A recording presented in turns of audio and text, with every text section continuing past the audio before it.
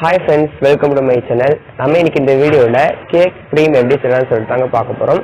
போன வீடியோல நம்ம முட்டையை வச்சு செஞ்சிரோம். நிறைய பேருக்கு முட்டை பிடிக்காதனால இன்னைக்கு நம்ம வெஜிடேரியன்ல எப்படி cream செய்யலாம்னு சொல்லிட்டாங்க பார்க்க போறோம். இது நம்ம நெய் இருந்தாலே போதும் ஈஸியா நம்ம கேக் cream ரெடி பண்ணிரலாம். இப்போ வாங்க நம்ம வீடியோக்குள்ள போய் கேக் cream எப்படி செய்யலாம்னு சொல்லிட்டு பாத்துறலாம். ஃபஸ்ட்டு பேன் ஹீட் பண்ணிக்கோங்க.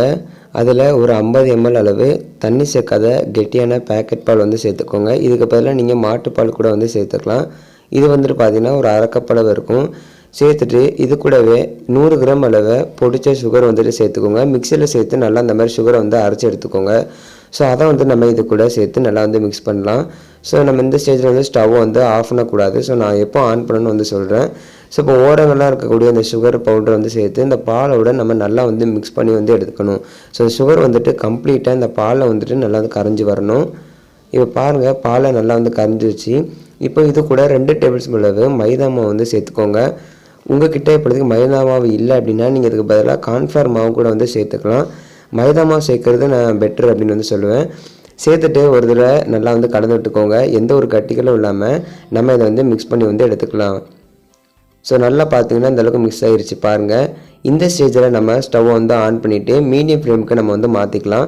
ஸோ ஹை ஃப்ளேமில் வச்சு நம்ம மிக்ஸ் பண்ணோன்னா அங்கங்கே கட்டி பிடிச்சிரும். ஸோ நம்ம மீடியம் ஃப்ளேமில் வச்சு நம்ம இந்த மாதிரி கிளறி கொடுத்துக்கிட்டே இருக்கலாம். இந்த மாதிரி மிக்ஸ் பண்ணும்போது நம்மளுக்கு கட்டிங்களும் அங்கங்கே விழாது. ஸோ எல்லா பக்கமும் நம்ம ஈக்குவலாக நம்மளுக்கு கெட்டியாகி வரும். பாருங்கள், உங்களுக்கு பார்க்கவே தெரியும் எந்த அளவுக்கு அதோடைய திக்னஸ் சேஞ்ச் ஆகிருக்கு அப்படின்ட்டு. பாருங்கள், இதுதான் கரெக்டான கன்சிஸ்டன்சி. இந்த ஸ்டேஜில் நீங்கள் ஸ்டவ் ஆஃப் பண்ணிவிட்டு இதை ஒரு ஓரமாக வச்சுருங்க. ஸோ இப்போ பார்த்தீங்க அப்படின்னா ஒரு 100 கிராம் அளவு நெய்யை எடுத்து இந்த மாதிரி ஒரு கப்பில் சேர்த்து ஃப்ரீசரில் பார்த்தீங்கன்னா ஒரு 2 மணி நேரம் அப்படியே வச்சுட்டேன். இந்த அளவுக்கு நம்ம கெட்டியாக்கி இதை எடுத்துக்கலாம். ஸோ இப்போ இதை இன்னொரு மிக்சிங் உங்களுக்கு ட்ரான்ஸ்ஃபர் பண்ணி இந்த மாதிரி ஃபோக்கை வச்சு நல்லா சின்ன சின்ன பீசஸாக கட் பண்ணி எடுத்துக்கோங்க. இப்போ நம்ம கட் பண்ணி எடுத்த நெய்யை இதை நல்லா நம்ம மசிச்சு எடுத்துக்க போகிறோம். ஸோ அதுக்கு இந்த மாதிரி பார்த்தீங்கன்னா ஒரு கரண்டி எடுத்துக்கோங்க. ஃபஸ்ட்டு கொஞ்சம் கஷ்டமாக இருக்கும், போக போக நம்மளுக்கு ஈஸியாக இருக்கும். சேர்த்து நல்லா மிக்ஸ் பண்ணி கொடுத்துக்கோங்க. இப்போ பாருங்கள், நல்லா மசிஞ்சிருச்சு, உங்களுக்கு பார்க்க தெரியும். ஸோ இந்த மாதிரி நம்ம எல்லாத்தையுமே மசிச்சு ஸோ இதை ஒரு 10 நிமிஷம் 10லேருந்து 15 நிமிஷம் வரை நல்லா மிக்ஸ் பண்ணி விட்டுக்கலாம். இப்போ பார்த்தீங்க அப்படின்னா 15 நிமிஷம் போல் ஆயிடுச்சு. நம்மளுக்கு க்ரீம் பார்த்தீங்கன்னா எப்பவுமே வந்துருச்சு. பாருங்கள், ஒரு பேஸ்ட்டு பதம் மாதிரி இருக்குது.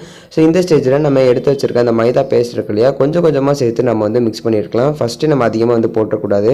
கொஞ்சம் கொஞ்சமாக சேர்த்து நீங்கள் மிக்ஸ் பண்ணி எடுத்துக்கோங்க. இப்போ பார்த்தீங்கன்னா உங்களுக்கே தெரியும் நம்மளுக்கு அந்த பேஸ்ட் ரெடி ஆயிடுச்சு. அதாவது கேக் க்ரீம் ரெடி ஆகிட்டு பாருங்கள், அந்த க்ரீம் பதம் அப்படியே இருக்குது. ஸோ இது கரெக்டான கன்சிஸ்டன்சி. அவ்வளோ ஃப்ரெண்ட்ஸ், ஈஸியான இன்க்ரீடியன்ஸு, சிம்பிளான இன்க்ரீடியன்ஸை வச்சு நம்ம வீட்டிலே கேக் க்ரீம் எப்படி பண்ணலாம் சொல்லி பார்த்தோம். ஸோ இந்த ரெசிபியை நீங்கள் கன்ஃபார்ம் உங்கள் வீட்டில் ரெடி பண்ணி பார்த்துட்டு கமெண்ட்டில் எப்படி இருந்துச்சுன்னு சொல்லுங்கள். இந்த வீடியோ பிடிச்சிச்சு அப்படின்னா மறக்காமல் நீங்கள் நம்ம சப்ஸ்கிரைப் பண்ணிக்கோங்க. இது போல் வீடியோஸை மிஸ் பண்ணாமல் பாருங்கள். தேங்க்ஸ் ஃபார் வாட்சிங்.